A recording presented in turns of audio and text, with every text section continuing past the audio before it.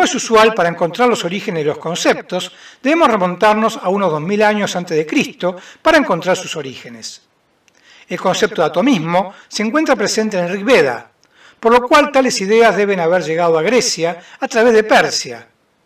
La tradición occidental nos llega desde Grecia, en donde se presentan los dos conceptos claves para representar el pensamiento actual.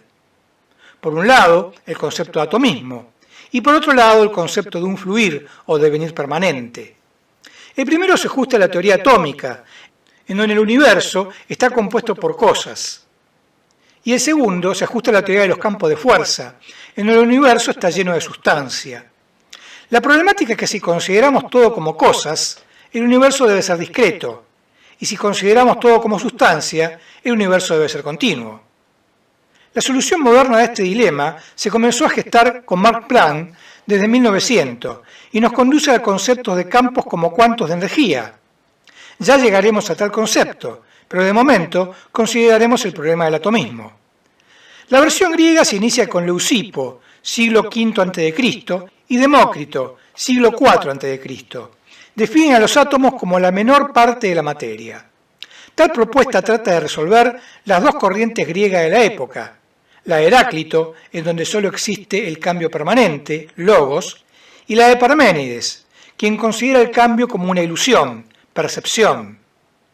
El postulado de Demócrito es que si se toma un objeto y se lo corta en partes menores en forma sucesiva, se llegará a un punto en el cual no se lo podrá volver a dividir, sin que dicho objeto pierda sus propiedades características. Al resultado de esa división sucesiva se lo denominó átomo de dicho objeto.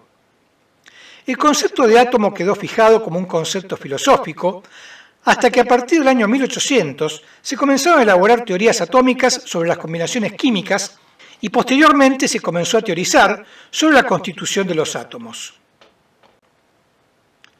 Consideremos, por ejemplo, un trozo de hierro. El hierro es un metal con características bien definidas, peso específico, punto de fusión, dureza, etc. Comencemos a cortarlo en partes cada vez menores, y estas partes, a su vez, en partes menores aún. Si tomamos cualquiera de estas partes, continuará conservando las propiedades del hierro, es decir, continuará siendo hierro.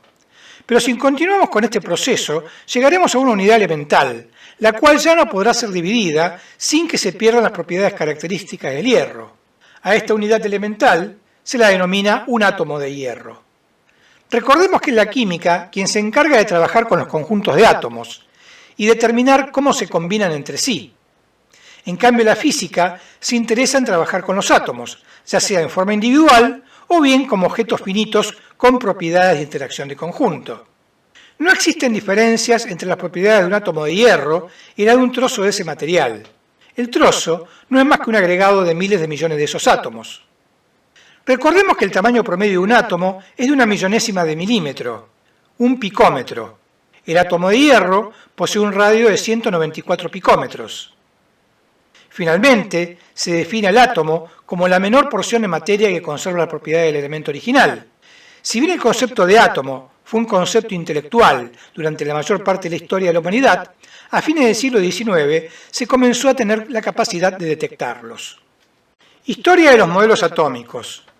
El concepto moderno de átomo se inicia con John Dalton en 1803 y sus estudios sobre las proporciones de las combinaciones de gases, que le permitió determinar que átomos de diferentes gases son diferentes, lo cual dio por finalizado el concepto presente de la época griega de que todos los átomos son iguales, concluyendo que los diferentes tipos de átomos varían en tamaño y masa, constituyéndose en el concepto central de su teoría atómica. Cronológicamente, la siguiente teoría atómica fue propuesta por William Thomson y fue la teoría atómica de los vórtices. La teoría fue postulada entre los años 1870 y 1890, considerando que los átomos son vórtices que se producen en el éter y que generan las diferentes propiedades de cada tipo de átomo. No entraremos en los detalles de esta teoría, ya que luego se postularon teorías diferentes, y los detalles de esta teoría resultan extraños. Sin embargo, es importante considerar los conceptos de vórtices y de éter, ya que si bien los nombres no se han conservado, es un concepto similar a lo que ocurre con el campo cuántico y la generación espontánea de partículas a partir del vacío cuántico, nivel de energía del vacío cuántico. No ingresaremos en tales detalles en esta obra, ya que solo nos concentraremos en la teoría atómica tradicional y en el conjunto de partículas necesarias para comprender las leyes macroscópicas, es decir, la conformación de la materia y la electricidad, que en ambos casos operan por medio de las fuerzas eléctricas, por electrones y por fotones. El tratamiento cuántico de la materia, con su modelo estándar de quarks, es mucho más complejo y se reserva para un tratamiento futuro.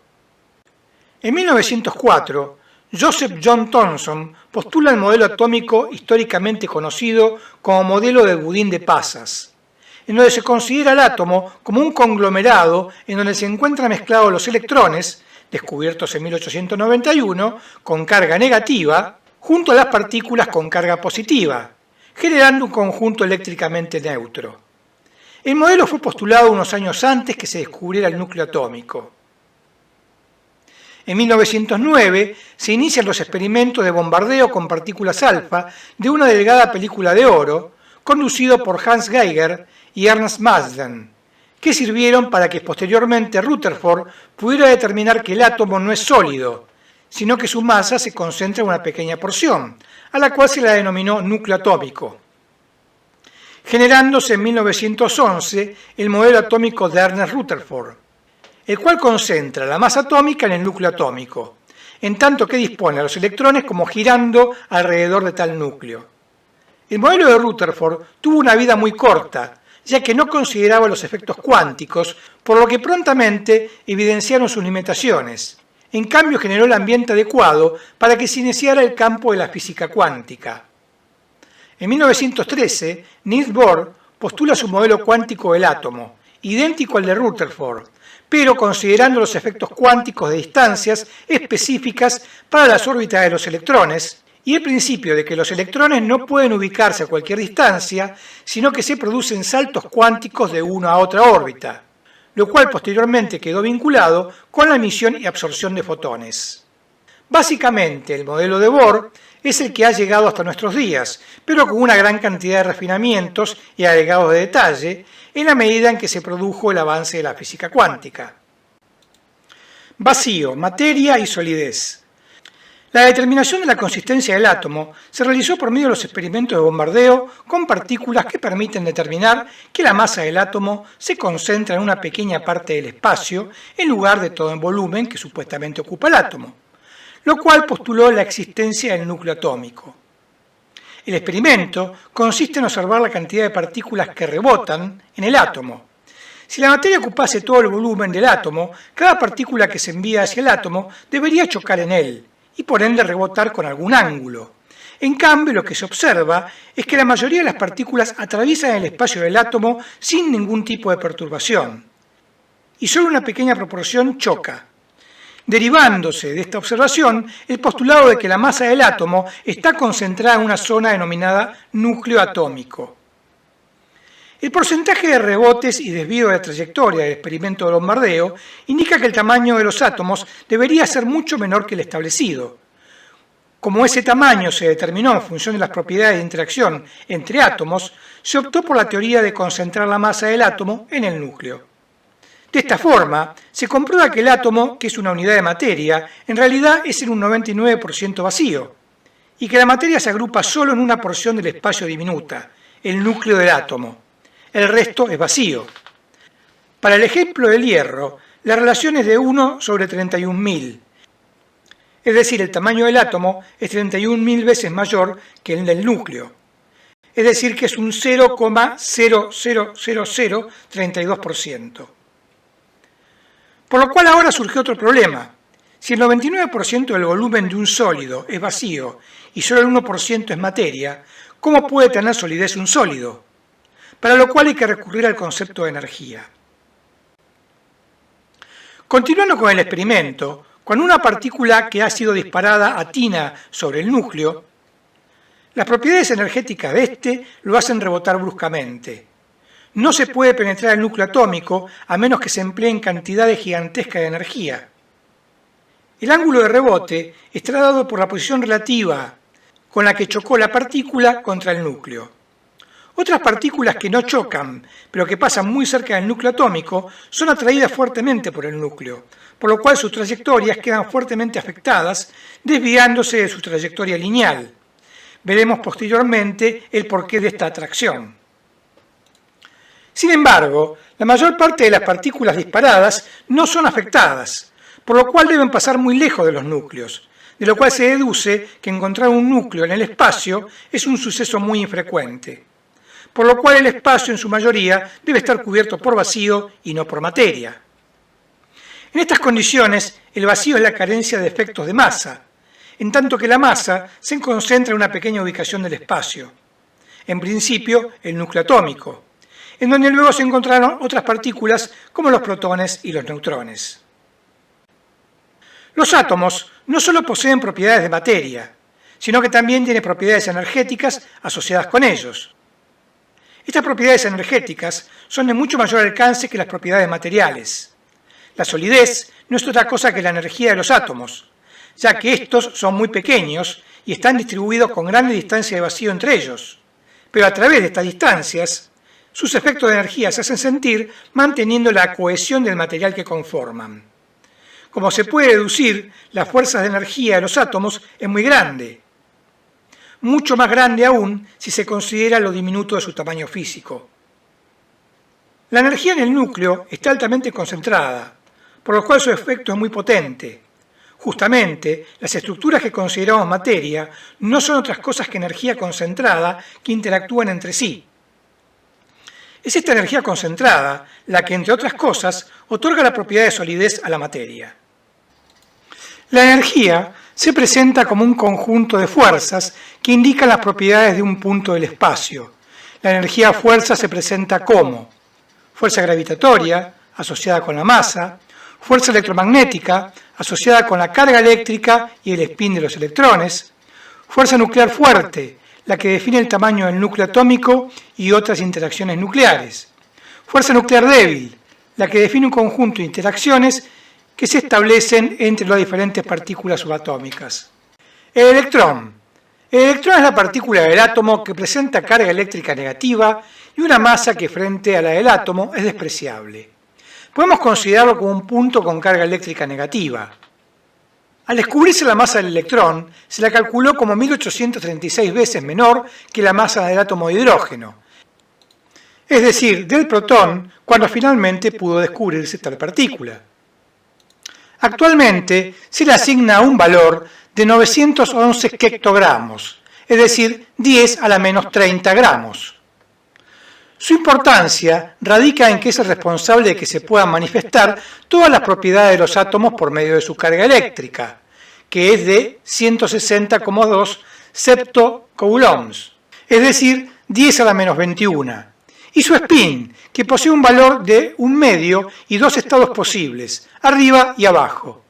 A los electrones se deben las combinaciones químicas, la corriente eléctrica, la temperatura, la luz, los rayos X, toda la electrónica y el magnetismo a través del spin de los electrones.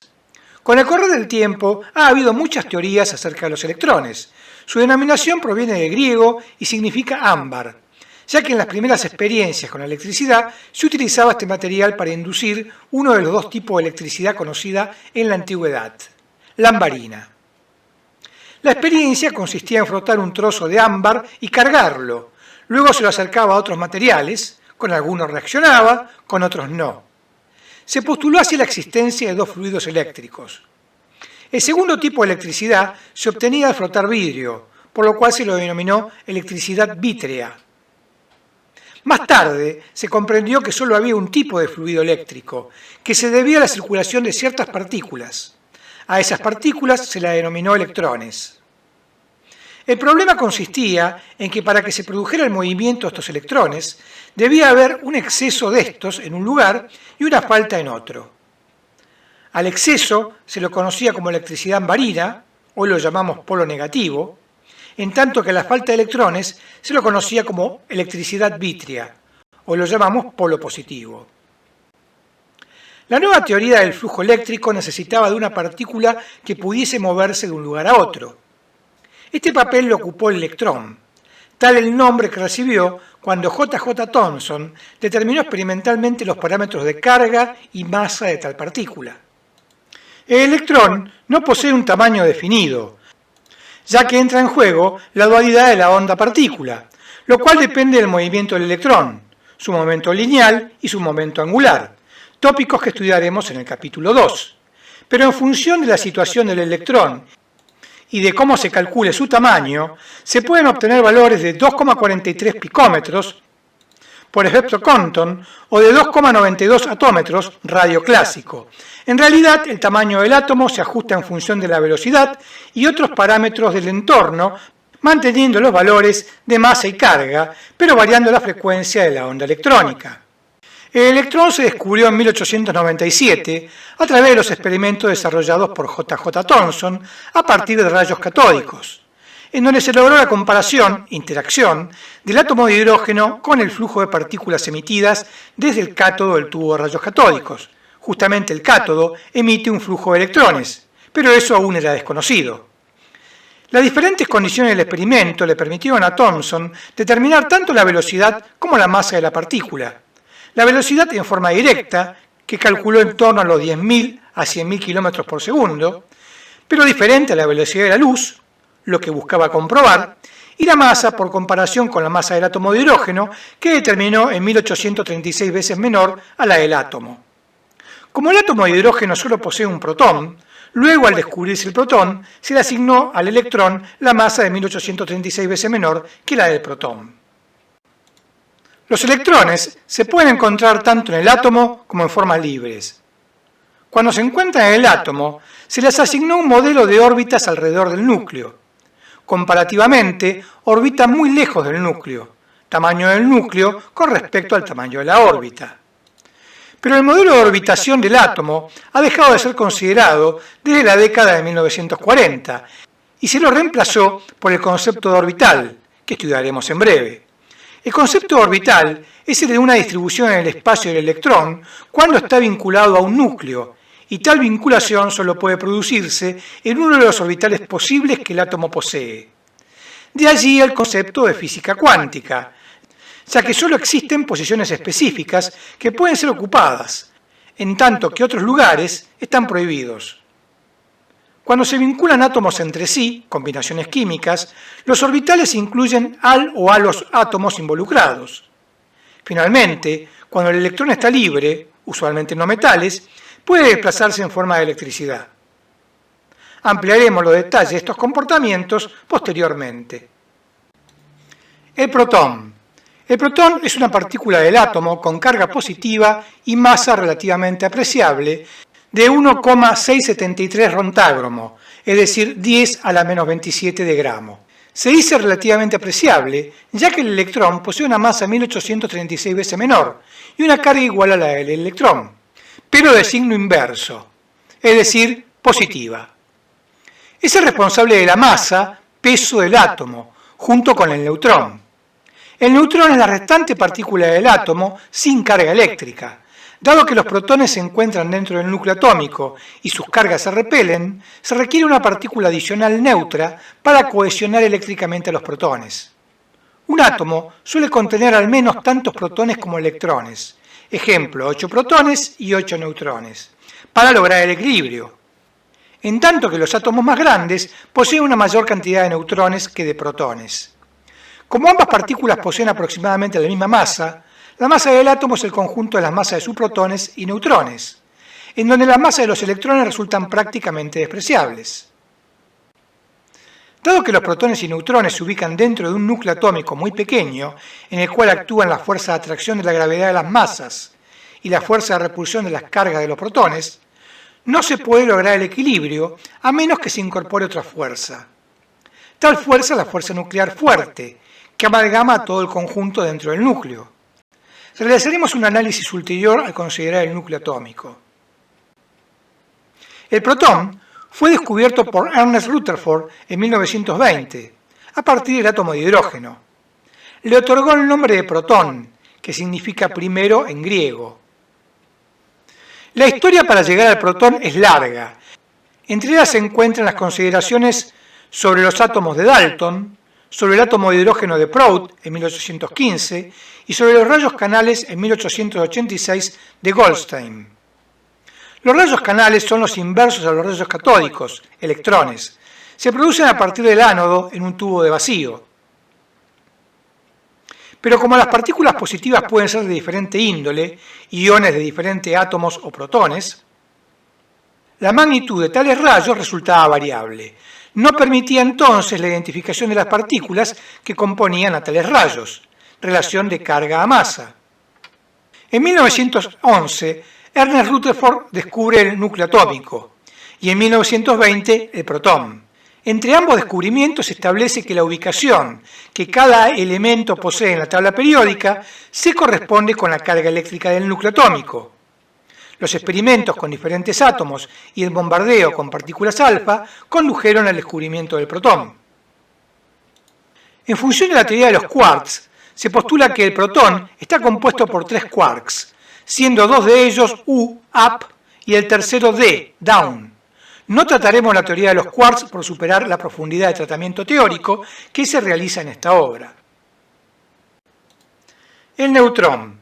El neutrón es la última partícula básica descubierta, electrón, protón y neutrón, y de alguna forma la partícula que abrió las puertas para todo el conjunto de partículas subatómicas posteriores, relacionadas con la física atómica, la radioactividad y la bomba atómica durante la Segunda Guerra Mundial. Su masa es de 1,675 rontogramos, 10 a la menos 27 de gramo. Es un poco superior a la del protón. Tanto su masa como otras reacciones atómicas indican que el neutrón contiene en su interior al menos un protón y un electrón, así como algunas otras partículas, ya que al descomponerse un neutrón fuera del núcleo, se observa la generación de un protón, un electrón y un neutrino. No estudiaremos a los neutrinos en esta obra, solo mencionaremos que el neutrino es una partícula subatómica con una masa muy pequeña que participa en las interacciones nucleares. Su pequeña dimensión, masa y carencia de carga hace que los neutrinos atraviesen a la materia como si tal materia no existiera. El radio del neutrón es similar al del protón, un poco mayor, de 840 atómetros. El núcleo logra la estabilidad con un conjunto de neutrones que compensa el rechazo eléctrico de los protones. Para los elementos livianos, usualmente, se requiere la misma cantidad de neutrones que de protones, pero para los elementos pesados se requiere una cantidad superior de neutrones para una determinada cantidad de protones.